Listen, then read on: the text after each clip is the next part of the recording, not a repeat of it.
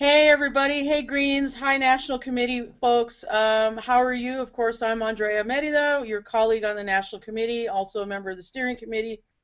Thank you so much for being patient with us while we got all of this ironed out. We got a lot of people here. My head is not screwed on today, so thank you for bearing with us. We've got all 7 of our candidates for the steering committee on the line right now. As you know, that there are 3 seats that are open. The voting is going on now. There's going to also be an in-person forum during the PNC. I'll try to scare up which day that is. It's escaping me at the moment, but maybe one of the candidates can tell us too. So if you're present physically at the PNC, you'll be able to hear these folks as well.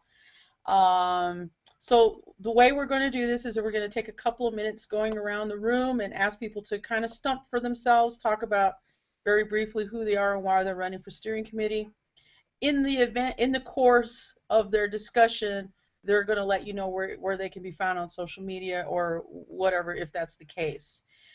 So the first person that I am going to tap for the opening remarks is going to be Alfred Mollison. He's going to tell us a little bit more about himself. Alfred, let's see. Alfred, can you hear me? Just fine, yes. Take it away. All right, hi, I'm Alfred Mollison. I'm in Houston, Texas. I am a former co-chair for the Green Party of Texas and a former co-chair for the Harris County Green Party.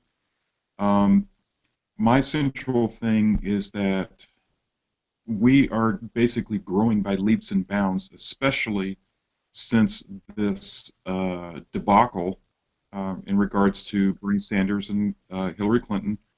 And it is actually quite sad to see that a lot of the reforms endorsed by Bernie Sanders are being almost immediately trounced. And so many people sadly distrust Hillary Clinton, even though she's probably the more honest of the 2 candidates who are in the big incumbent parties. But in any case, we should be open to these Democrats and other independents and other people who were never fooled by the Republicans and Democrats to join our party. But the central thing is that we need to be doing a lot of fundraising in order to make sure that we can deal with this growth. I'm ready to step to the plate and work on that. And that's basically my central thing. The people are already starting to come to us, but we need to be as organized as possible when we're accepting these people and involving them in the process. Thank you. Great, thank you for that. The next person that we've got on the list, of course, is I guess an incumbent, Audrey Clement. Audrey, give me 1 second to unmute you, and then please go ahead.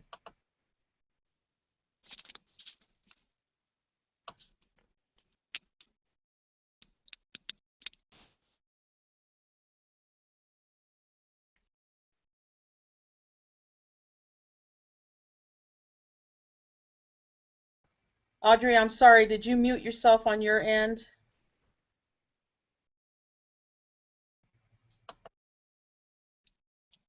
Do you hear me? Do you hear me? I do. Yes, go ahead and start over, Audrey. I'm sorry. Go ahead. Okay, sorry. Okay. The Green Party's fortunes are on the rebound. The party has erased its debt, and the treasurer reports more money in the bank than the party can spend without a budget revision. Much of the success of the Green Party this year goes to party dedicated time and effort to making ballot, doing outreach, or otherwise promoting our state parties. But some of the credit goes to members of the steering committee, of which I am one, wants to shepherd the party through hard times. I'm happy to report that I pulled my weight during my most recent term on the SC, not only helping to administer the day-to-day affairs of the party, but petitioning hard to get the Green Party on the ballot in 6 states this cycle. including Arkansas, Arizona, Georgia, Maryland, Missouri, and Virginia, and making hundreds of fundraising calls that help raise thousands of dollars during the first 6 months of this year. I also believe that I've done a public service by running for local political office in each election year since 2011. As an example, just a week or so ago, I got off the phone with a Washington Post reporter who said she thinks Arlington County school bond referenda are more transparent as a result of my past criticisms in prior elections. So if reelected to the SC, I plan to continue my record of achievement with the ultimate objective of advancing the Green Party to promote reform at all levels of the government.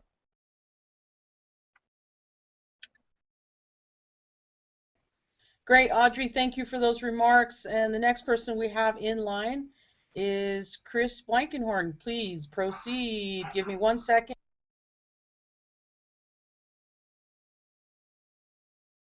Thank you, Andrea. My name is Chris Blankenhorn. I'm 31 years old, Montessori teacher from Springfield, Illinois. I've been a lifelong activist. I'm a former community organizer and field director for a community organization. I also am presently starting a local Green Party in Springfield, Illinois. So that has been a big part of my life in the last few months, as well as being team leader for Springfield team leader for Jill's Illinois Petition Drive. I think that Alfred is completely right. One of the things I learned knocking on doors as a community organizer is that universally people are ready for something different. And we are very much poised to make huge gains and offer a true alternative, which is what people are waiting for. You know, I think that fundraising is absolutely important, and we need to focus on investing in state and local parties. You know, the work that Audrey does is amazing, in petition work, and the people, you know, that I helped in Illinois to collect 53,000 signatures.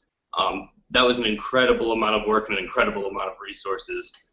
We can save ourselves in the future by having strong and independent state and local parties that can kind of pick up some of that slack instead of having tens of thousands of dollars, in the case of Illinois, dumped into the state by the campaign and the national party. So I think that's, you know, the future of our party is disenfranchised voters. It's the people, you know, it's minority communities, it's ununionized service workers, it's the people that aren't voting right now. We'll certainly take Bernie Sanders supporters, but 60+% of eligible voters don't vote. And I think that's where we need to target them, and I think we meet them in our locals and in our state parties. And the steering committee can play a huge part in you know, developing leadership throughout the nation and training and teaching, passing along skills to state and local parties so that they can grow and they can empower the people around them. You know, and so I'm really excited at this time to be involved in this and to hopefully make some contribution and you know, represent the perspectives that I have as the only youth candidate this time. So thank you. Great, thank you very much, Chris. And it looks like the next person that we have on the line here is Darlene Elias. And take it away.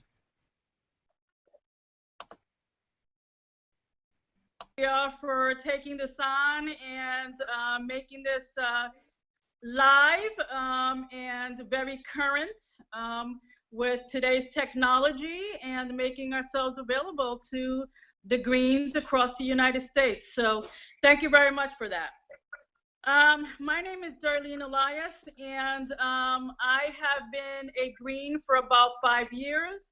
I was first came to the Green Party as a community activist, very active in my own community on issues of housing, education, civil rights, equal rights, and issues, environmental issues.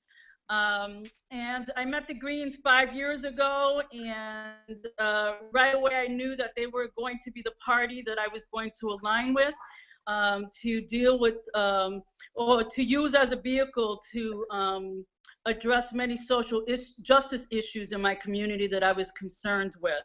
So I'm very happy that I encountered the Greens. Right now, within those 5 years, and more so within the last year or two, I have elevated myself within the Green Party. I have run for office in Holyoke, first as a city councilor, and within the party, I've also elevated myself. I am now the Massachusetts co-chair of the Green Party. I'm a member of the Latino X Caucus, and I'm also a member of the Massachusetts for Jill Stein steering committee. It's a presidential working campaign committee that we just developed. I am really excited about what's going on right now with the Green Party. I am educated. I have a political science background from Mount Holyoke College, a master's in social work degree. I am a probation officer, and I've been working in a professional capacity for the last 20 years. But I can tell you that I am really excited about what's going on with the Green Party. Of all the things that I've experienced in my life, this is one of the things that I'm really joyous about. I really agree with the previous comments that this is a breakout year. People are finally realizing that the Green Party is going to be the party of the future, and we need to be ready for that on a national level, on a state level, and a local level. And I am really welcoming the opportunity to serve the party on a national level as a co-chair. And as a co-chair, I really want to be very active in steering the direction and the vision of this party. I want to work on building the infrastructure of this party. I think that it's not strong enough and consistent enough through the entire United States. It varies from state to state, from county to county, city to city. And so in addition to that, I want to work on recruitment. I understand that we are getting a lot of people in right now that are coming to the party because they're disenchanted with the system, they feel betrayed by the system, their voice is not being heard. But I'm hoping that this goes beyond the election cycle. I want us to grow the party beyond the election cycle, and I want to be a part of that. I also want to be a spokesperson for the party. I feel that it's really important that we work on diversity within the party on all levels. And I know that I can be a face for the party, and I know that I can work in collaborating and bringing people together. Great, thank you for that. Okay, the next person that we have, just give me a second here, Daryl. Okay, go ahead. Greetings, everyone. I'm Daryl. I'm in Washington, D.C. I am currently the D.C. State Green Party chair of our local party, or our state party here, in what could be New Columbia or in Douglas Commonwealth. Some of us like the idea of Douglas Commonwealth, but that's neither here nor there. I am also a former member of the SC. I served for part of a term that expired, and then another full set of terms myself. In previous years, I've joined the party during the Cynthia McKinney years, and was very excited to be here and to be a part of that that time and the time since then. I think that there are lots of things that have already been said, so I don't want to necessarily repeat them, but I don't want them to go unchampioned by myself as well. So I think a large percentage of what needs to happen has to do with making our party stronger internally, the infrastructure of the party. Lots of work was put into it, to building us to where we are now, but a lot of that work was done some time ago, prior to the current evolution of both the political process and the system, and our access to the world via social media and other kinds of communication that allow us to move a lot faster than our current structure allows. So I think there's some key points in terms of how we operate as a party that need to be looked at, as well as has already been said, issues having to do with outreach, reaching to other communities. I've been saying since I joined the party, and probably before, that the larger work that we have is to reach out to those folks who are not affiliated anywhere. So Chris mentioned that earlier, that we really must not stop doing this conversation about the other two parties or any of the other parties, but really go after the people who stand behind the values that we have and our core interests and our work and our agenda as a party. And so we have to reach those folks. And many of those folks are disaffected because they have not yet heard anyone speaking the language that they need to hear to give them hope about improving the quality of their own lives. And I think the Green Party is poised to do that, but we've got to get to those spaces and talk to those people. And I think by and large, you have to have a representative body of folks who can go and talk to the representative body of the people in the country. And so I think it's great to have a diverse representation of folks on the steering committee, because whether or not the steering committee has a lot of power and authority within the party, which it doesn't, it is the entity that has where our faces are on the website. We are the people who may be called upon and quoted from time to time, and so we become the face in many ways of the party. And so what they see from us and what they hear from us has to be important. The other thing that I think is really important, and why I was willing to run again for the steering committee, is I think that we really have to have people on the steering committee who are going to be able to work in consort and build consensus within the committee as well as within the party. We have to be able to guide and lead as liaisons to the other committees to keep them active, to get them more active, and to encourage them. My initial work with the party years ago helped to revamp the CCC, which has been doing marvelous things in the last few years. And I've worked as a liaison for several of the other committees. We've done a few DRC, that's a dispute resolution committee, done a couple of things with them in the past, not so much lately.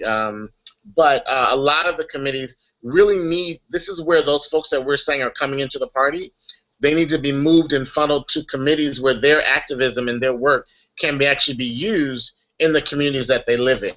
And so I think we've got to have strong people who are aware of the rules, but I think for me the rules are a guide for us. They are not a place of stopping. They're a place of saying this is how we govern ourselves and this is what our work should be. And when we're finding that any of those rules get in the way of us being able to work efficiently and effectively as a party, then we need to relook at those rules and see whether they need to change, because times have changed, similar to the way our Constitution continues to change, and that we have a Congress that passes laws, hundreds of laws every year, because obviously things change over time. And I think that as a party, we have to recognize that things are changing over time, and that we have to be very active and involved and forward-thinking in doing that. It's not just about being progressive. It's about being innovative, creative, and forward-thinking as well in our preparation as well as in our action. How do we get people motivated to not just know about us, maybe donate some money to us, but volunteer with us, to build with us, and then to go vote?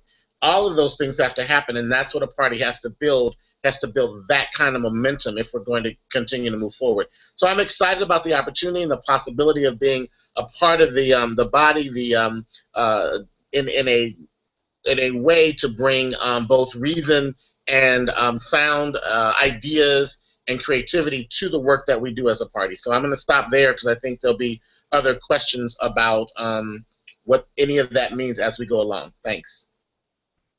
Thank you, Daryl. Okay, the next person I've got on my list here is Jim Brash. Just give me a second there. Okay, take it away, Jim. My name is Jimmy Brash. I'm 42 years of age. I've been in politics as an activist since I was about 15 years old, beginning with the Black Consciousness Movement and the Pan-African Congress, going from there to becoming a member of the Young Socialist Alliance and Socialist Workers Party. And I've been doing this for over, so it's now 25 years now, but I've only been a Green for 3 years. The reason I came to the Green Party was I was getting involved in various events and organizations around the state of New Jersey, and the one organization I always saw, though they weren't that vocal, was always the Green Party. And that meant a lot to me. So I met with a few members of the party and decided to join. right on the spot. And since then, is communications committee chair and is finance committee chair. I'm in both positions right now. I've been the co-chair of its North Jersey affiliate. I've been a candidate for state assembly, and I'm planning on running again next year for state senate here in New Jersey, representing my area. And I see the Green Party as a big tent. I see it as a place where you can have no ideology, you can be ideologically rigid, you could be purely a former Dem, you could be a former member of the Republican Party. There is room for just about every type of person in the Green Party, as long as your ideas fit in with our 4 pillars and 10 values. There's a place for you here. And that's where I see the Green Party going. I see the Green Party as being this big tent that people from various points of view can come around to those 4 pillars and those 10 key values and say, I set aside my differences with you on this, this, and this, but these 10 things, these 10 key values, these 4 pillars, I'm all in with you. And I see us building beyond this election cycle. This presidential campaign is going to be big. It's going to be very important for us. But we have to think out not just this year, but 5, 10 years down the road. Right now, we have state parties that are basically a handful of people, and that needs to change. I know that my state party is very small, and we're just starting to get more and more people in. They're trickling in by the ones and twos, and we're making ourselves available. I mean, I think that's another big thing that we have to do as a party, and that I'm teaching myself how to do, making myself more accessible to more communities of people. I mean, it's easy for me to, my wife is Hispanic, it's easy for me to deal with Hispanic people. It's easy for me to deal with Black people, but I mean, I'm still trying to outreach to other groups as well. It's like a natural, we got to become more accessible. Right now, I don't see the Green Party as being overly accessible, and that bothers me. I still hear folks thinking that we are some type of environmentalist party, or that we're just further left to the Democrats. And I don't hear those statements. We are a different party from the Democrats. We're a different kind of party. We are a bottom-up party. We're not a top-down party. Our 10 key values mean something to its members. It means something to me. Everything we do as Greens permeates from those 10 key values and from those 4 pillars. All of our activities fit in with those things. I don't see any other organization on the left, right, upside down, backwards, whatever you want to call it, who have the type of platform, the type of values that the Green Party has. And I think if we're able to share those values with more people, especially those disenfranchised people who never vote, those people that say we're never going to change anything, those are people that we need to be talking to every day. One of the things I'm an advocate for is prisoners. I mean, we have the largest prison population on the face of the earth. How can we not address them? How can we not go to them and show solidarity with those people? I mean, most organizations shy away from that, but the Green Party, we don't shy away from that. We are the party that's about putting people in the planet before profits. That's who we are. That's what we're about. And those people include prisoners. My overall vision for the future of this party is that there would be a county local in every state of this country, that there be in every major city a local group of Greens. That the leadership of those locals would be not only white and black, but female and LGBTQI. And the way we get to that is by finding the best chemistry of people to help lead that. I mean, everybody can lead in their own way, but the steering committee needs to be a group of people, don't have to be in agreement all the time, but need to be able to work with each other well enough to carry out a vision that the other members of the organization also take on as their own. And I'm not against going out and petitioning and doing things along those lines. Those things are important. I believe that we need to be out there crowdfunding now. Every major organization is crowdfunding on a national level except us. Even the Green Party of England and Wales is currently crowdfunding now. We need to get on board with that.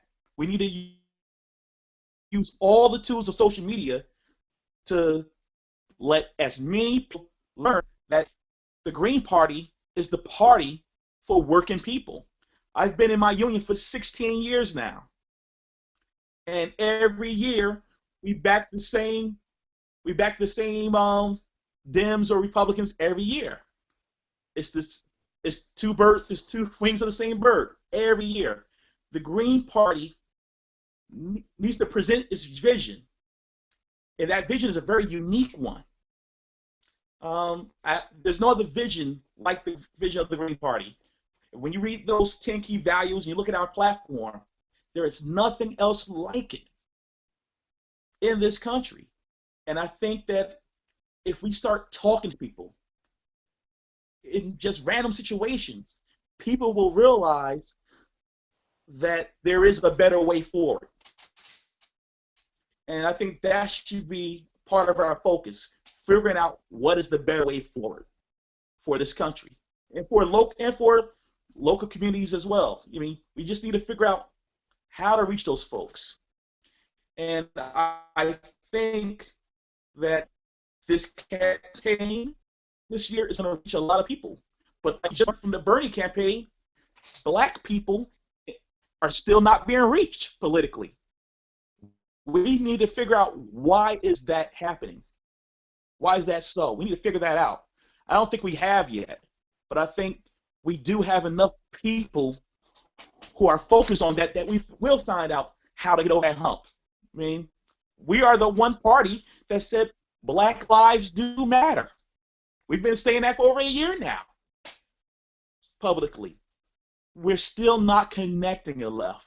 And I don't know if it's because the image people have of us, or is it so that we're projecting, but I think we are at a precipice in this organization. If we want to really connect with people of color, LGBTQI people, right now we need to change our approach in how we're dealing with people.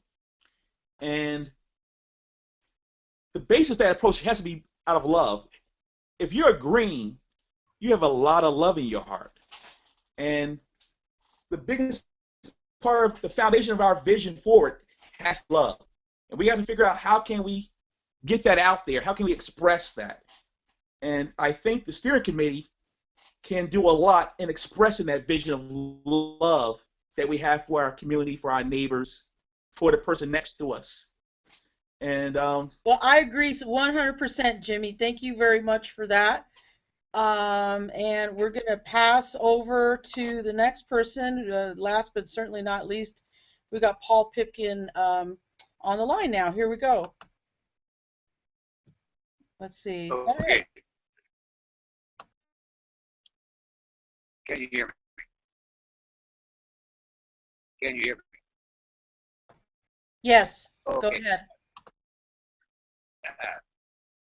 well, it's Paul Pipkin from San Antonio, Texas. Despite the fact that I'm 69 years old, I am not one of those Greens who have been in the party 15 or 20 years. I joined it in 2011, not long before the onset of the Occupy movement, which I got rather deeply involved with, and drew a number of the occupiers to the Green Party.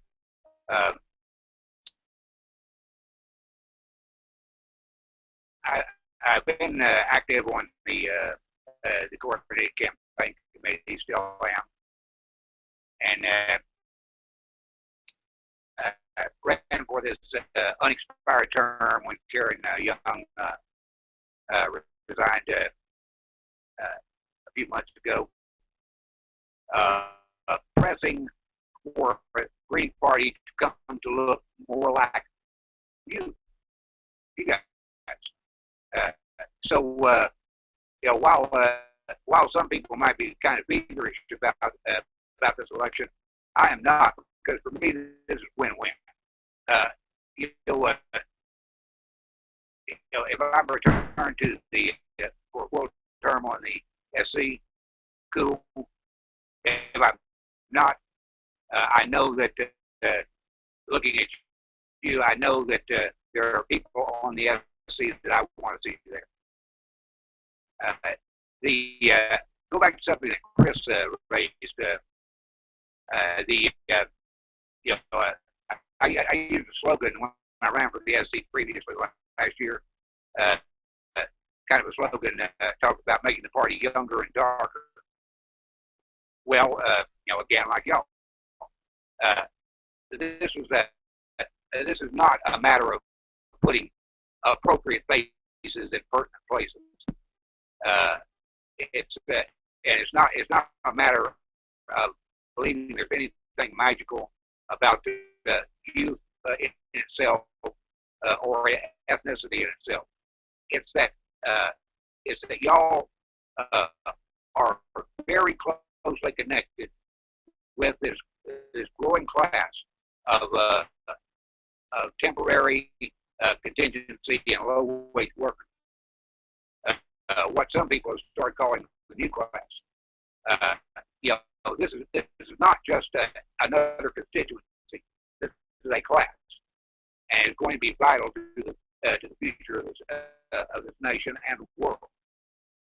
You know, and most of y'all, you know, I can tell are directly connected. You know, so am I largely because of poverty, but you know, you or people you know are right in the thick of it. The most vital portion of the working class today. So you know, I think there's you know, I don't believe it really is that hard to reach them. You know, and with our values, but it's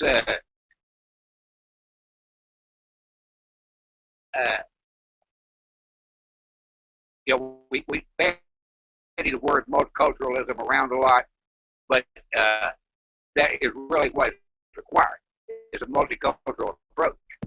You know, and if you're going to activate those people, those masses of that new class that are not voting, you're going to have to be speaking to them, you know, in a language that we are not necessarily accustomed to within the party. You know, so we cannot be sectarian. You know, maintain our values, yes, but we cannot be sectarian to achieve that broad outreach that we've got to have. You know, and you know, if I'm returned to the SC, I'll be pursuing this kind of program, and failing that, hopefully I can persuade some of y'all to advance that program. Okay, that'll do for now. Thanks, Paul. Okay, so we had a few questions that came in from the National Committee. And so I want to keep you to a minute. And if you wouldn't mind giving this your response in sort of a bullet point fashion. And here's the question. We're going to start from the beginning of the list again. 1 minute apiece, please. The question is, what tactics do you suggest to deal with to deal with people who obstruct work and drive away newcomers? In the most tactful way that you can answer. I'm going to start with Alfred. Let's see, give me a second. Okay, go ahead, Alfred. Well, every single organization I've been with, there has always been somebody kind of like that. You know, it's either a matter of accepting the person as they are or working around them.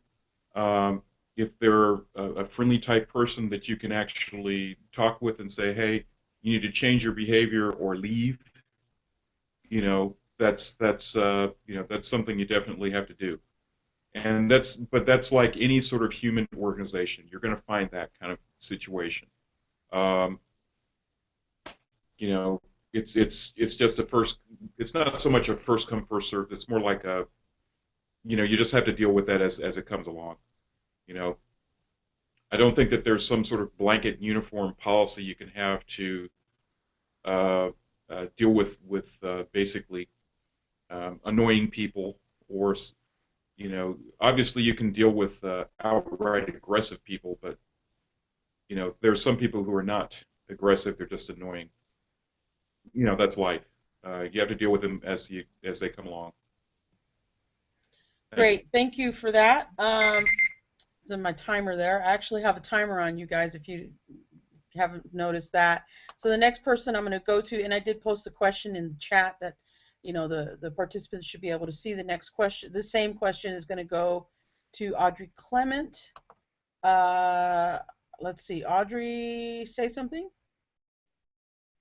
Hang on. How about now? Can you hear me now? Yes. Go ahead. Okay, good. The most important tactic in dealing with a dissident member is to maintain an open mind. Oftentimes, someone who is perceived as disruptive has legitimate criticisms, but does not communicate well. If disciplinary action is needed, no action should be taken that is not consistent with the will of the majority and the dictates of party rules.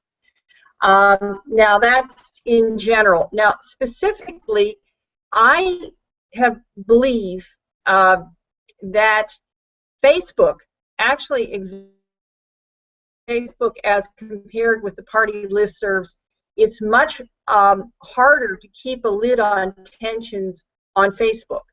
Now, I think part of the reason why is because there is no real listserv policy. Basically, the administrator just cuts off somebody at the point where somebody is out of line. Whereas in the Green Party, we have a very explicit listserv policy that is administered by the four managers according to a specific set of rules. So I believe that we should take into consideration the nature of the media that we're using in deciding how to handle disruptive people. Great, thank you. Because when you have a medium that is hard to control, it's not really fair to necessarily blame individual infractions. Thank you, Audrey. A better way of controlling communication. Great, thank you. And I'm going to go over now to Chris Blankenhorn. Let's see, give me a sec. Okay, take it away, Chris. Thanks, Andrea. I think one of the first things that we need to do in these situations is try to find out what this person's passions and energies are and why they're here. Because ideally, we can find them a role. There's almost endless jobs to be done in the movement that we're in and in the fights that we're fighting.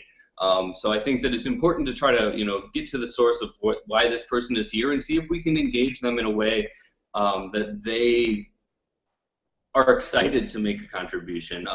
And I think Audrey's right. A lot of the times in these situations, people have legitimate complaints, whether it be about the medium of conversation or about the way the group is actually functioning as a whole. We need to try to get to the bottom of that as best we can. And if something it needs to be done necessarily to deal with it, I think it has to be in a democratic fashion, and it has to be open and transparent. Thank you. Great. Okay, so the next person we've got on the list looks like Daryl. Bear with me. Go ahead, Daryl. So, hey, thanks whoever sent that question out. The issue really is not about the rules that we have. The rules that we have as a party do not necessarily speak to the question. The question is about obstruction and about people that are, for whatever reason, wanting to have either their way or a way done, and it stymies the party from being able to move and take action. The reality is right now we don't have anything in place to effectively deal with that. The way that I personally have tried to do it is to deal with it from a diplomatic perspective. I agree with Audrey that we should try to have an open mind. So I do try to listen to all the sides and see if I can find a place where everyone can come together and what can we agree on, and let's do that now. And the things that we can agree on, let's put those to the side so we can come back to that. But in terms of dealing with someone specifically who's being an obstructionist, we really do have to look over these and make sure that we come up with a process to do that, whether it means that we send someone from the NC back to their state and say we're expelling them from the NC because they're not effective and they're not working, and have a plan for that. These are new ways of dealing with this that we have not addressed, and we might need to, but it's going to take a concerted effort of the entire body to really look at how do we deal with what's interfering with our ability to function. Thank Great. you. Thank you.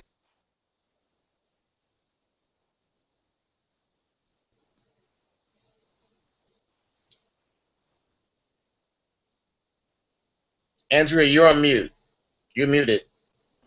Yes, I am. Darlene, can you go ahead?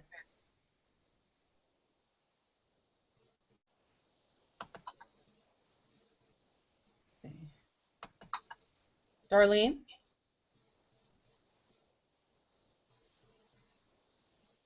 Okay, I want to come back to Darlene. I want to go to Jim. Need to unmute you here. Bear with me. Okay, Jimmy, go ahead. I honestly believe that the Green Party needs to adopt the 7 norms of collaboration. I think if we adopted those norms, the issues with dissident members or members that obstruct the work of the Green Party would kind of go down a lot. I think if just look at these, let's look at these norms. If you have 30 seconds to spare, I mean, the 7 norms of collaborative work talks about pausing and paraphrasing and probing, putting ideas on the table, paying attention to self and others, presuming positive intentions. That one right there. I've been on this national committee now for a few months, and I've seen more people talk about people's lack of sincerity than anything else. We really need to adopt some norms of how to talk with each other that are currently not in place. And I think we need to be looking at the 7 norms of collaborative work, because I think those norms will be perfect for what is needed. Great. Thank you very much. Okay.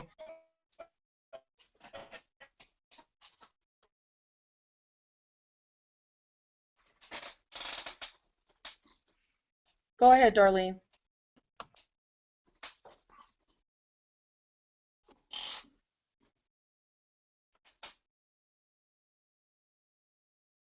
Hope she's okay.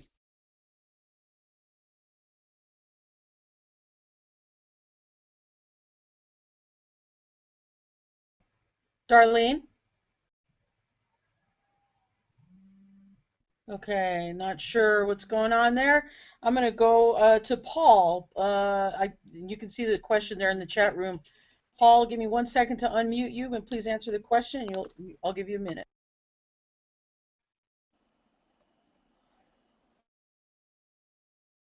Okay. Well,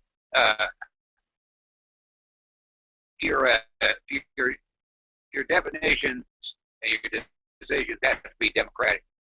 Uh, uh, Leadership, and this is in any organized body, will often tend to define as disruptive anyone who talks back to them, period. So you have to be sure you know where the definitions are coming from. Okay, good enough.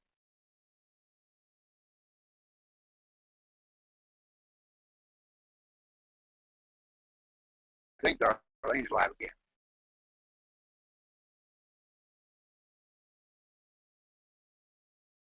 You're muted, Andrea. Okay, thank you. It sounded like you were finished. I was getting a little screen lag there. Okay, so let me just ask the next question, and that is, and I will also paste that into the chat area as well. And the chat area is for the participants of this call and not the viewers. So thank you. Oh, right. Thank you for reminding me of that. Let's try Darlene on that question. Darlene, can you say something? Hello.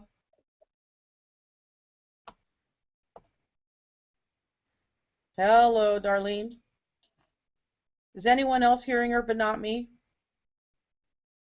Okay. All right. Let me go ahead and put you back on mute, Darlene. We'll get back to you, promise. All right. So this next question that was asked, what ideas do you have to accomplish the diversity of active membership the GP has sought to reach for decades? So I'm going to start the other direction this time, and I'm going to go ahead and have Paul answer that question. I'm going to give you a minute each to answer. So, Paul, say something. Let's see. You're right to be there by going and review the order. Okay. Go for it. Would you repeat the question, Andrea? Yeah, the question is, what ideas do you have to accomplish the diversity of active membership that the Green Party has sought to do for decades?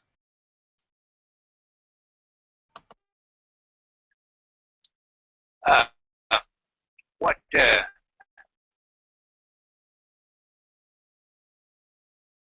I'm thinking about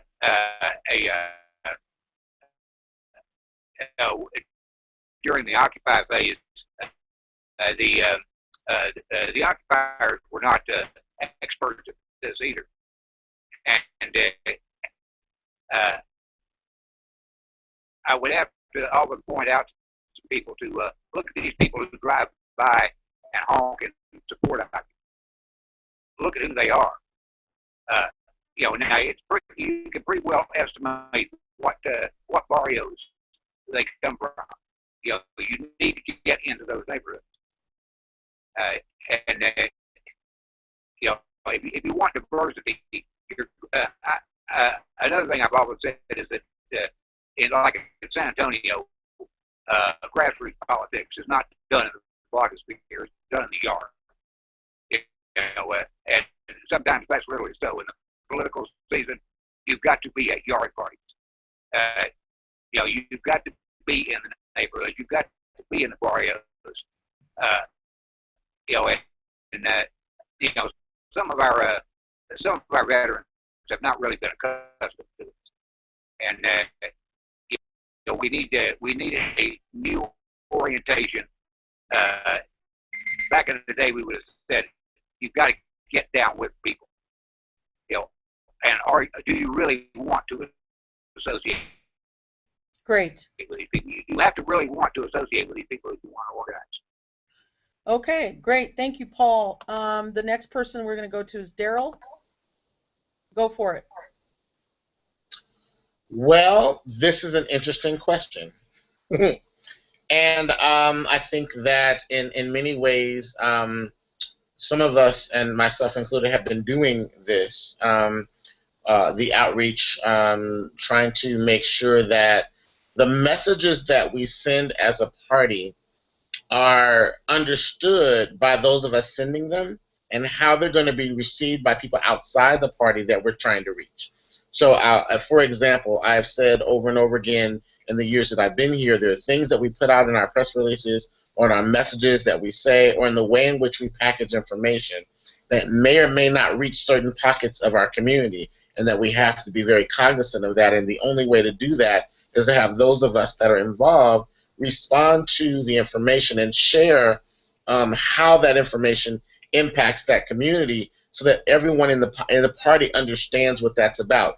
For me, what that means is it means us being able to take away the idea of wanting to blame past atrocities on anybody currently within the party, racially particularly, but being able to say, listen, this is how people hear this information.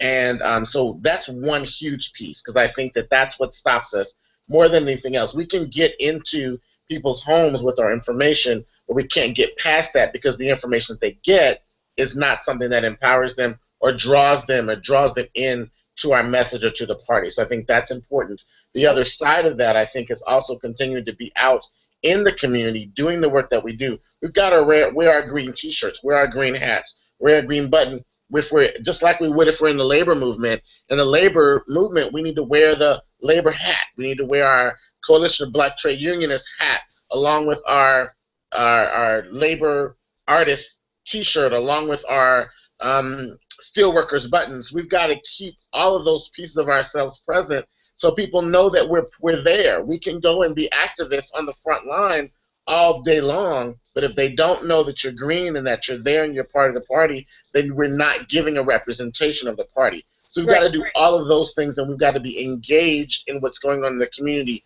as a party. So both of those things need to happen: the internal communication with our external communication, and how we show up in the community. All those things are how we need to address this. Great, thank you very much. Sure. That next question we're going to pass over to, let's see, let's go to Audrey right now.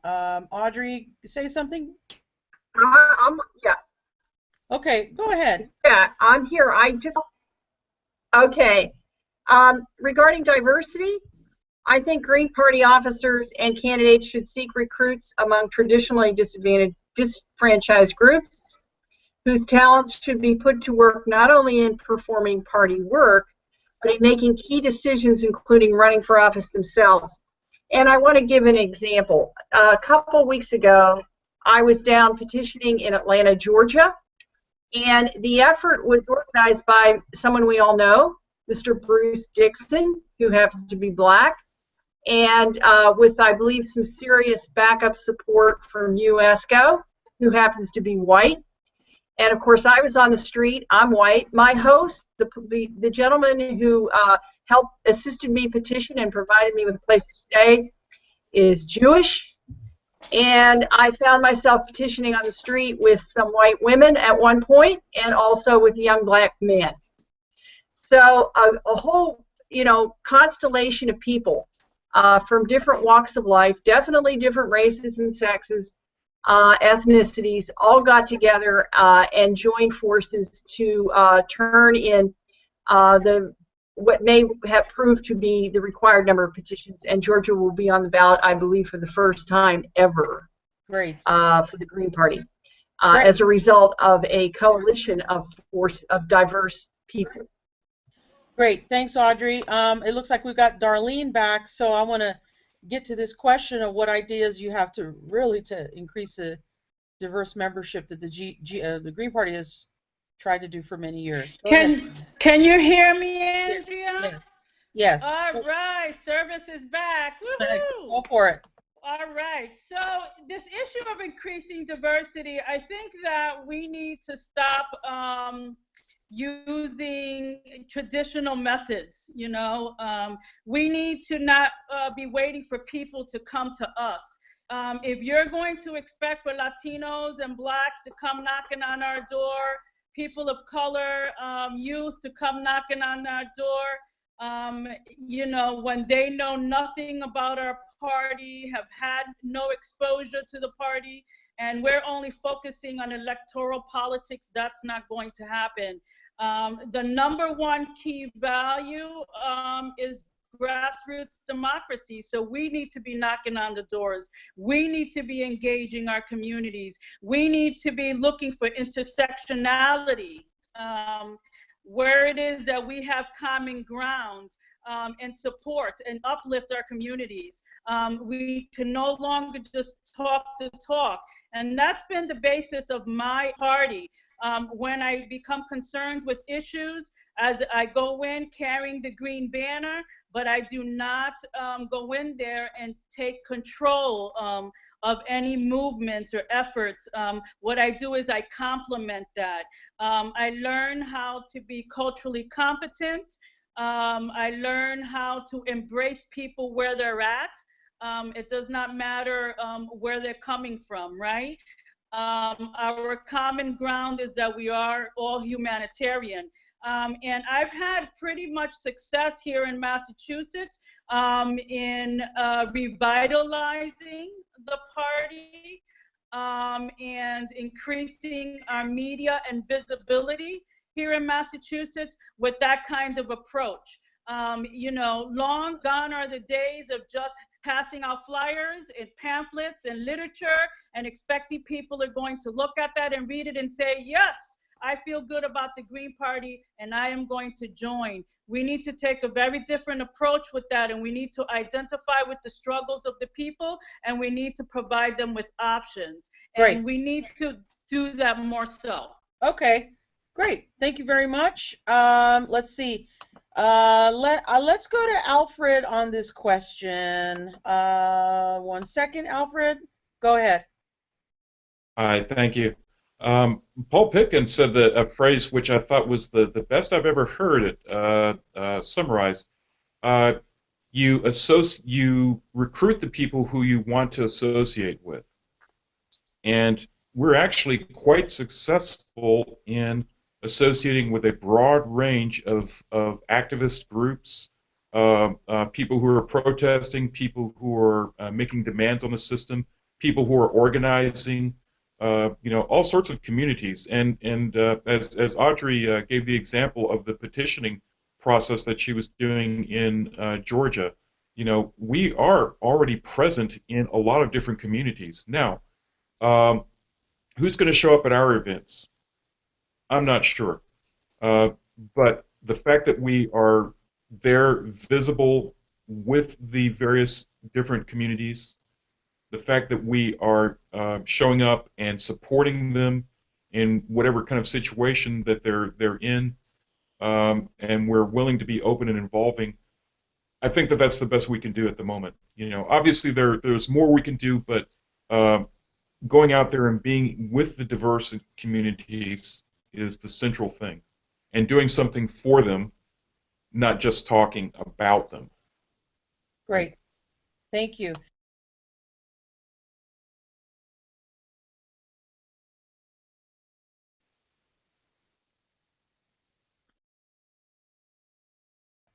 Jimmy, I think you're next. Let's see. Give me a second. Okay.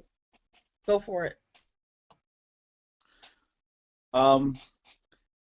My reception's been choppy, so apologies if I repeat anything that's been said before because I can't hear a lot of it. We need to earn their trust and their respect. We have to go to them. That's the bottom line.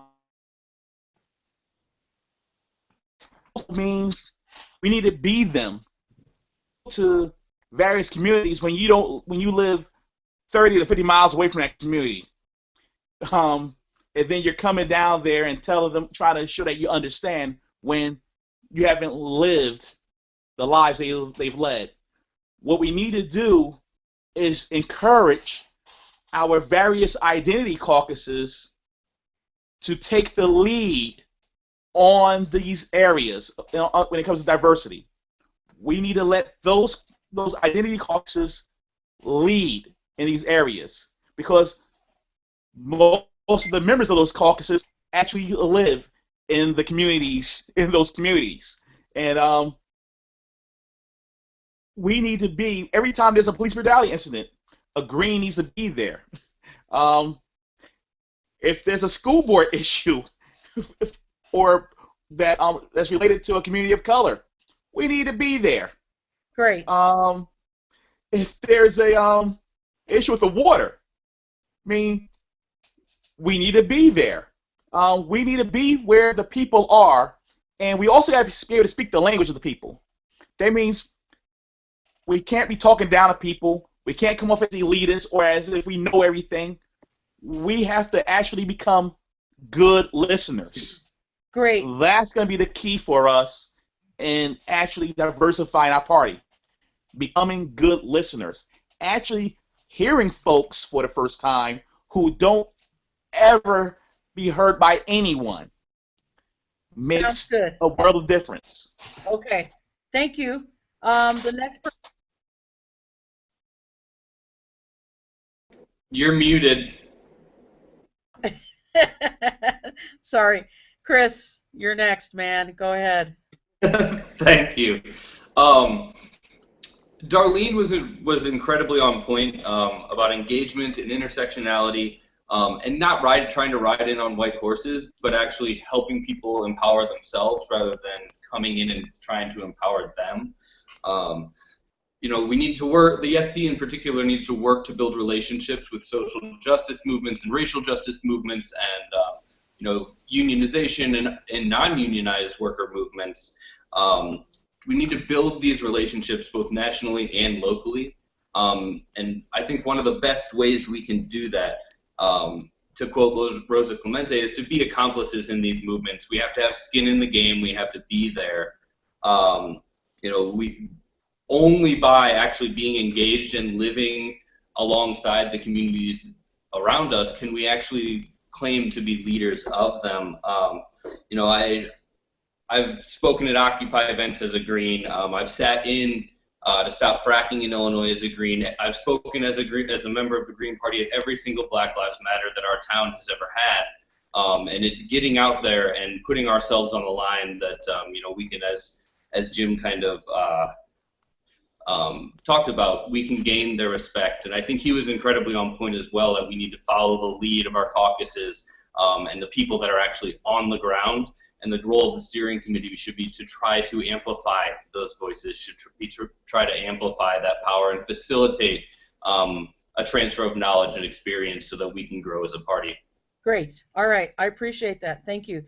So the next question that I'm going to ask, and I'm going to start back with Alfred, your 10-second, your literal 10-second rebuttal to the concept or to the spoiler question. So let's start with Alfred. Give me 1 second.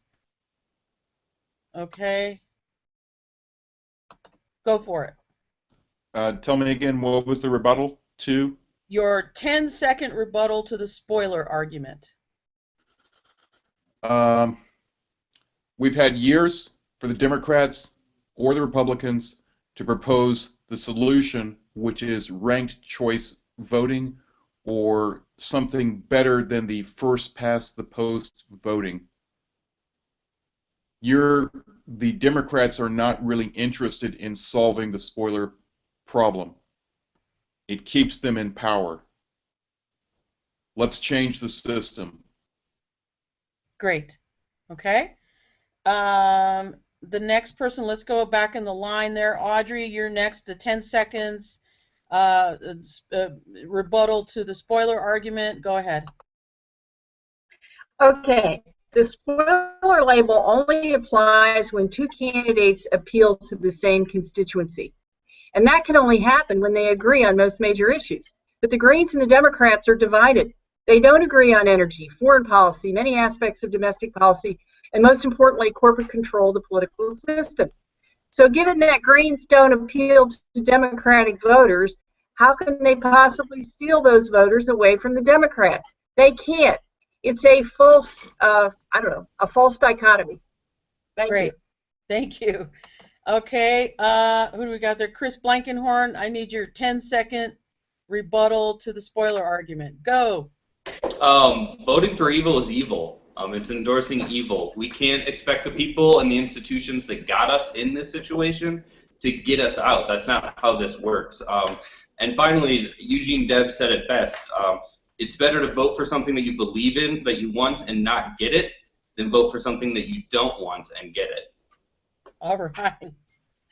Okay, so the next person that I am going to go to is Darlene. Darlene, I need your 10-second rebuttal to the spoiler argument. Go, please. So we really don't have a true democracy. If people are going to convince themselves otherwise, you know, I'm going to sell them a bridge. The reality of the matter is Congress is controlled by corporate dollars, super PACs, special interest groups. It's an oligarchy.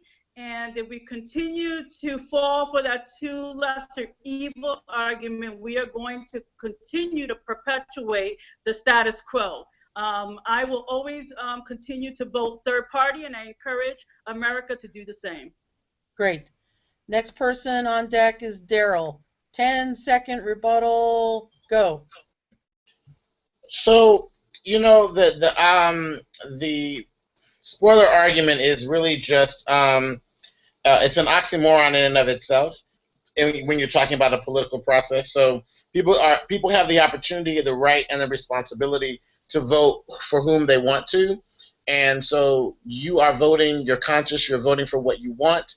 And I don't like the idea of voting against what you don't want. You should be voting for what you do want. And so the spoiler argument is a nonsense statement.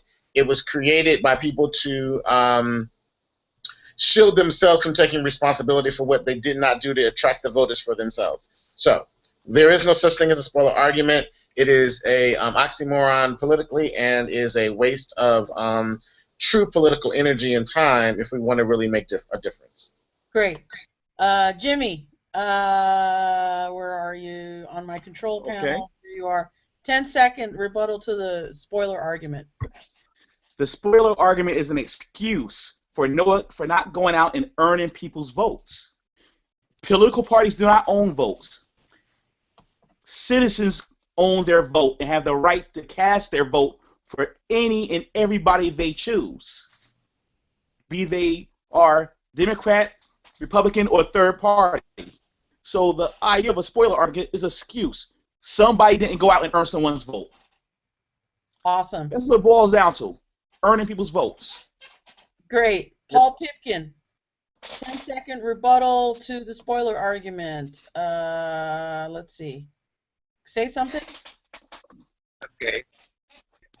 Go ahead. The duopoly are the same. The duopoly are the same. The parties, the major parties, are not just similar. They're not just alike. They are in fact the same. The conditions created by the last 8 years of the Democrat administration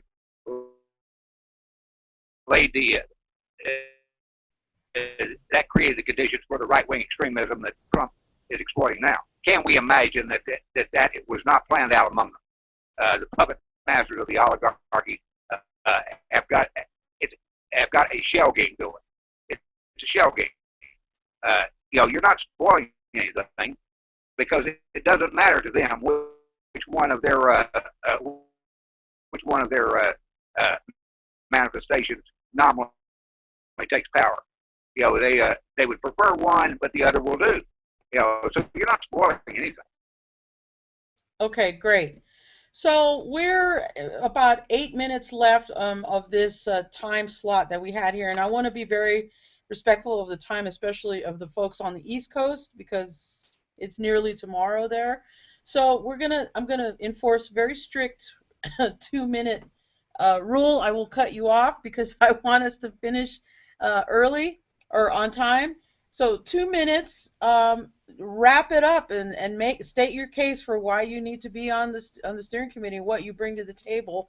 And I'm going to go ahead, I'm going to go back to Paul and ask you to start. Go ahead. Well, the thing that is most immediate in front of us is the next, I think, 94 days. I know it's less than 100 until the election. Pushing our national ticket is the most important thing we could be doing right now. We have, for all of our plans for the future, we have to maximize our vote turnout now. It's a performance, and I think the steering committee has got to be extremely aware of that. Yes, we all have our plans for the long term, but these next 100 days are going to be critical. Okay, that was less than 2 minutes. Great. So the next person, we'll go to Jim. Just give me a sec here. Okay, go ahead. I'm just coming back because I had to take care of something with one of my kids. So I didn't even get to hear the question. So the question is, you have 2 minutes to state your case as to why you should be elected to the steering committee. Go ahead. Reason why I should be elected to the steering committee, because though you may not hear it from me here in this little 2-minute thing, I honestly have a vision of how to move things forward for the Green Party. I honestly have ideas on how to make this party, the Green Party of the United States, the most influential party in the nation. And I'm willing to put in the work, the time, and energy to see that vision through. And I'm also willing to take in other people's ideas on how to craft that vision. The steering committee is like captains of a ship. And the Green Party is a big ship. And I believe that I would have steady hands at the wheel. Beyond that, look, the candidates that we have running for steering committee are solid people of integrity, who are genuine, and who truly love this party. But I'll be honest, I don't think nobody loves the Green Party more than I do. And I think part of that love is that I have a love for my fellow man that is needed on an organizing body like this. The work we do is tedious, and at times is stressful, and it takes a lot of heart, a lot of love to see these things through and to carry them out to fruition, rain, sleet, snow, shine, whatever. Great. Thank you, Jimmy. And I'll leave it. Sorry. Strict on the 2 minutes. I'm sorry. So I'm going to go to Daryl now. Take it away. Hey, so thanks again, everyone, for joining us for this forum, for taking the time with us, and for considering the candidates that are before you. I am excited about the possibility of being a part of the leadership from this perspective once again. I think very clearly what I bring to the table is the ability to build consensus, the ability to hear multiple sides of an argument, to think through those things very strategically, and to pull those parts together to create and craft the best product for us that we can have. So whether that's from negotiating things on our budget and how we build a better budget, to making sure that we're getting funds out to the people that need it, to figuring out how to grow the party, how to deal with diversity, and then dealing with some of the day-to-day operational functions that we need to deal with, as well as our external communication. This is a part of the skill set that I bring to the table, and why I want to bring that back to the steering committee. I have a vision, and I have the energy and both the creative and innovative thinking that I think we need right now. We are at a crossroads with this party, and that we must be actively progressive and actively forward-thinking and actively innovative in order to continue to galvanize people who are not connected, who are disenfranchised, and those that have given over the last 20 or 30 years their lives to building this party. So we don't want to lose what we had, but we also want to build on what we need and continue to grow. So this is who I am and what I bring to the table. And you can read the other stuff about me or email me, chat with me online. I'm on Facebook, or you can email me or call me. I'm listed. Thanks. Great. That was less than 2 minutes. The next person we're going to go to is Darlene. So it's an honor and a privilege to serve on the National Steering Committee of the Green Party, despite who you choose. I think that anybody who puts their hat in the ring is very genuine and sincere. I think that in order to serve on the National Steering Committee, you have to have a certain level of expertise and a skill set, a level of professionalism, and be able to organize and be consistent, dedicated, loyal. You have to be able to bring the people together. I know that I have a good sense of doing that, the ability to do that. I want to organize. I want to bring people to the table who traditionally haven't been at the table before, which are youth, with students, which are Latinos and Blacks, which have as the LGBTQ community, Muslims, people from the different religious sects. You know, in itself, the Green Party, although we tout the banner of being inclusive and diverse, we really need to take a serious look at ourselves, and I'm willing to do the hard work necessary if I'm elected on the National Steering Committee. I have energy, vitality, a good positive attitude, and I look forward to working with the party on any level and capacity. Thank you so much. Great. Thank you, Darlene. I'm going to go next to Chris Blankenhorn. Give me a sec. Go ahead. Thanks, and I'd like to thank everybody, all the MC members for their consideration. We need to use our present energy to grow state and local parties, and we do that by being engaged in the communities within which we operate. The SC in particular can provide a big role here. You know, we all have skills, we all have abilities, and we can help use those to help train the next generation of green leaders. That is imperative.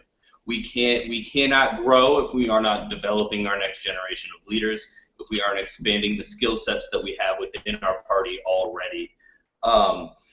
You know, that's what's important to the long-term growth is engaging communities, the 60+% of eligible voters that don't vote. You know, these are engaging minority communities, racial justice movements, social justice movements. We've got to be on the front lines, and that's how we are able to speak as leaders, because we are there and we are experiencing it with people. I've spent more than half my short life engaged in activism. You know, this was how I you know, came to know what these struggles meant. I obviously I come from a lot of privileged demographics, so you know, to truly learn about how communities that I am not of but that I want to support feel, I have to be engaged in these communities.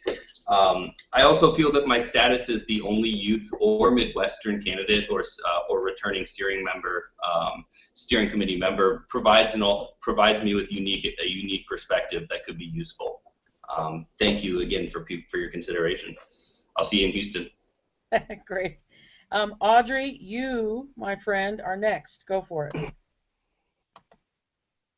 it. The job of Green Party co-chair requires political leadership and administrative skill. In my previous terms on the SC, I've exercised political leadership by emphasizing ongoing ballot access drives, both locally and throughout the United States. I've exercised administrative leadership by participating actively in steering committee deliberations and insisting on its adherence to rules governing the conduct of the committee. While some movement-oriented Greens are critical of the party's emphasis on ballot access, There is no doubt that making ballot provides Green Party candidates with the forums they need to effectively promote. While some Greens impinge strict adherence to party rules as, quote, rule-mongering, end quote, there is no doubt that playing by the rules is the best way to promote trust and achieve democratic outcomes. Therefore, if reelected, I pledge to continue promoting ballot access and political campaigns as the principal outreach activities of the party, while lobbying the steering committee to play by the rules and improve them where needed. Thank you.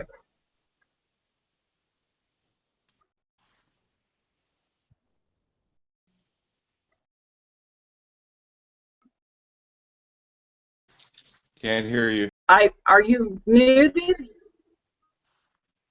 Andrea? Yes, I am. Alfred, say something? Hi, I'm here.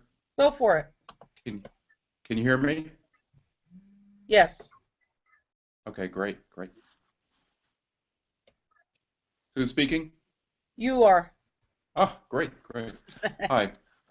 Thank you all for taking the time to watch and listen to us. I am grateful for everybody who is taking the time to participate in this party, to observe, to care about our political system and the direction our entire country is going. Whether you're acting in a local way or a state way or a national way, the fact that you care enough to watch us or to participate in some way is a wonderful thing. I want to work respectfully, caringly, actively with everyone on the steering committee and with everyone throughout the Green Party that I can. And one of the central things is that no matter what your ideology, your philosophy, your organizational structure that you want, your views on diversity or how to improve diversity, we're going to need more money to do it. We need to hire more staff. We are a growing party, and we need to share money with the states and the local organizations and campaigns, and we do that by raising more funds and being more organized. And you can enhance organization by having more money. So I look forward to working with everybody to engage that process and do the fundraising. And I would be grateful for your vote to become a member of the steering committee. Thank you. Great, thank you for that.